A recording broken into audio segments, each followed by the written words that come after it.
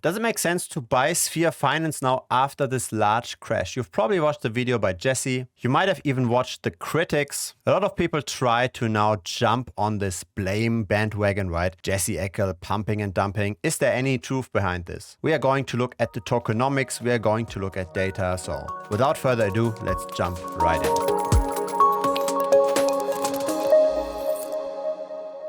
Hi. So Sphere Finance does have quite a bit of a hard time, right? Just after the recent AMA, the price is crashing. People are fleeing out of the project, but the question is, can this recover? Is this over the long term a good investment? Because in one of the AMAs, Jesse Eckel has said that you should never sell Sphere Finance. If you're interested in a roast of that AMA, you might want to check out this on-chain crypto video over here. So a lot of accusations, but what's actually really happening with Sphere Finance? Now, in order to understand how these 99,000 annual return here are generated, so an APY of 99,900%, in order to understand this, we have to understand rebase tokens and auto compounding and liquidity pools, etc. So this is a bit more complex, but bear with me, it's fundamental to understanding how all of this works. So when you invest into something like Sphere Finance, you put money into something called a liquidity pool, right? So liquidity pool is a pool of capital on a decentralized exchange. And on one side, we've got the Sphere token, right? So let's call this S. And on the other side, we've got a more common token that people might be swapping this for. So in this case, let's use Matic. So what happens is you come along and you swap your Matic for Sphere tokens, right? You put Matic in, you get Sphere out. This Sphere is then in your wallet, right? You've got a wallet here and in there are Sphere tokens. Now, the reason why everybody buys the Sphere token is for the compounding effect, right? The 1.9% per day. So every day you get 1.9% more Sphere tokens. You don't have to do anything. You simply just get more tokens over time. Now, what's important here, and this is something most people don't grasp, this additional Sphere supply in your wallet does not impact the price on the market. At least it doesn't do this directly. So the price crashing over here is not a result directly coming from the compounding. It's a result from people directly selling. Because the price of the Sphere token is just derived here in this liquidity pool on the decentralized exchange. So it's simply just the ratio of whatever Matic token is in here versus how many Sphere tokens are in here. So when you give this pool your Matic, you will have more Matic on one side. You take out Sphere on the other. So Sphere versus Matic increases in price. This is then what you see in a chart like this here, right? So this is simply buying Sphere on the DEX. Now, when you and other people have these Sphere wallets and they simply compound over time, right? These tokens, they haven't yet hit the market. So there isn't yet any price impact. The only impact happens once you decide to exit the system, right? Once the Sphere tokens hit this liquidity pool and then we suddenly have way more Sphere tokens over here than the exiting Matic over here. So those additional tokens that get generated, this additional supply, it's somewhat dormant. It's almost like it's staked. And only once people panic sell, once they are willing to pay the tax, which in Sphere Finance's case is 20%, only then we will see how this supply overhang is actually depressing the price. And so there's really no real wealth creation happening here, right? It's simply just people getting more and more Sphere tokens, and whoever decides to sell this first will still have an acceptable price. There will still be enough Matic tokens in here. If you're the last to sell, then the price of the Sphere token will be pretty low versus Matic, right? There's no more Matic in here. Your Sphere tokens have declined in price. You're left holding the bags without any profit. Now, how can this actually be sustainable? Over the long term, of course, a lot of people say this cannot be sustainable, right? And I agree. This kind of a return, almost 100,000% per year, is impossible. But in the short term, all you need is sufficient growth that offsets the current selling. And that growth needs to be at least 10% in a 5-day period. Quite a lot, but in the short term, not impossible when there is enough promotion, right? An additional point that stabilizes the price is the tax. Because it's so expensive to buy and sell this, you can't just get in and out of this all the time. You really have to make a very conscious decision that now is the time to exit. You can't actively trade. And so usually you want to at least wait until you got your initial money back, right? So you want to wait at least, say, 3 to 4 of those 5-day periods, because that's then where you get the tax back. So the minimum holding duration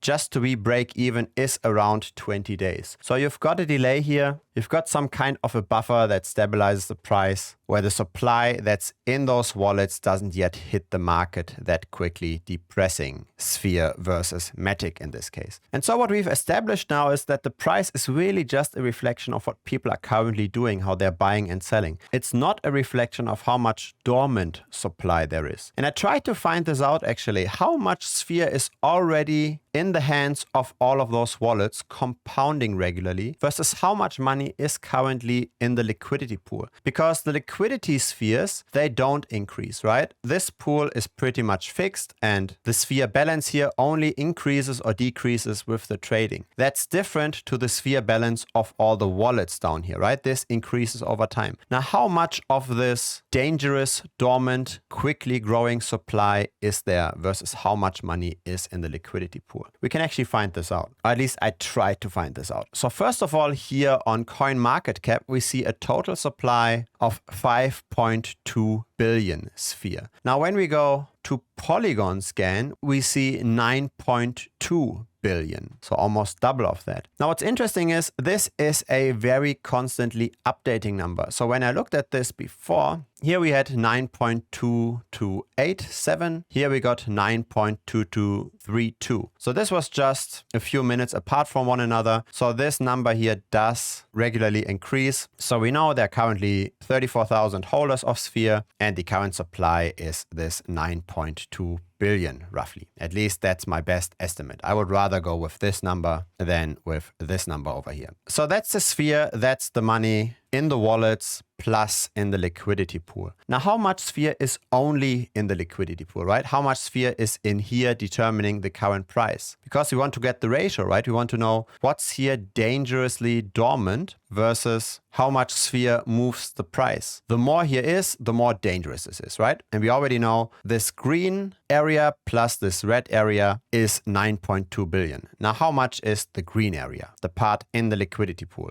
In order to get this, we simply go to dexscreener.com and search for the token. So we got our contract address here. We search for the token. And now we get the different liquidity pools of Sphere. There are several, but we can see this pool is super small with 56 US. This has 90 US. This has 890 US. So really there's only one liquidity pool that's really making the trading here. And as said, this is Sphere versus Wrapped Matic. And when we zoom in over here, when we get a bit closer, we can see the liquidity is 11 million US dollar. Now, how many Sphere tokens is that? That can be seen here. Pooled Sphere is 113 million. So we are looking at this total balance over here minus this balance here in the liquidity pool, which gives us 9.1 billion, right? When we divide this by the Sphere tokens in the liquidity pool, we've got 80 times more Sphere tokens currently in the wallets versus in the liquidity pool. This is what we are currently looking at. 80 times more Sphere tokens here than here. And so what does this mean? It means when only 1/80th of the money that's currently in the wallets hits the market, hits the liquidity pool, right? When only 1/80th of these tokens go over here, then the amount of Sphere tokens in the liquidity pool doubles, which means the price is cut in half, because then we suddenly have double the number of Sphere tokens versus the number of Matic tokens. So we really don't need that many people deciding to sell in order for the price to crash. The compounding is simply too strong. And so the question is, who's actually really selling over here? Who's pushing the price down that much? We are now looking at a drop of 59%. I have my doubt that it's simply just the regular Joe. Because when we look at the number of Sphere holders over time, we can of course see a bit of an increase in the growth after the Eckel video, right? The video here has been published on the 11th of April. So this is then where we accelerated somewhat in the growth, more people joining the project. And we can see it's now slowing somewhat down, but the number of holders isn't going down. It seems like it's the early investors that got quite a bit of compounding, that maybe even got the Sphere tokens pre-launch. It seems like those are the people that are currently selling. Because how else would the number of holders still increase while the price crashes that much? It's probably due to people that simply got so many tokens in the early days and that got all this compounding already going on. That's probably what's happening. Now, does this mean that Jesse Eckel is selling? No, definitely it doesn't. Actually, I've done a bit more digging. When you do some research of blockchain data, you can do this with Dune Analytics, right? So this is the website where we got all these charts from. You can over here create queries and you can select the Polygon network. You can even search for the databases related to Sphere. And in here, you can make simple